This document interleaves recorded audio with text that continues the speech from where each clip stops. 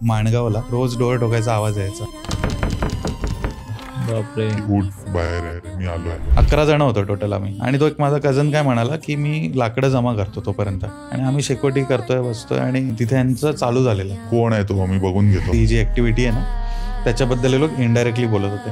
मी notice केलं 15-20 मिनिटं झाला हा आला नाहीये. आवाज देतोय काय रिप्लायच येत नाहीये. बाईक चालू करतो, बाईक स्टार्ट होत नाहीये, आणि नवीनच बाईक. थोड्या वेळाने झालं असं की बाईक स्टार्ट झाली आणि बाईक मग मी त्या खड्ड्यातून असं रोडवर आणली, आणि फोकस त्या झाडाजवळ पडलं ना तर आंब्याच्या झाडाखाली हा बाईक टेकून बसलाय, जसं की डेड बॉडी ठेवली आहे. बापरे.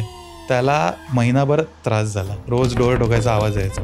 बापरे. उठ बाहेर आहे, मी आलोय. ती जी ऍक्टिव्हिटी होती ना हे लोक त्याचं इन्सल्ट करत होते. तर म्हटलं आता भोगा म्हटलं तुम्ही. पूर्ण पॉडकास्ट यूट्यूबवर आहे, पटकन जाऊन बघा. या कथा मनोरंजनासाठी आहे. काही लोकांचे अनुभव व काही पूर्णपणे काल्पनिक असू शकतात, त्यामुळे कृपया यांना मनोरंजन म्हणून घ्या.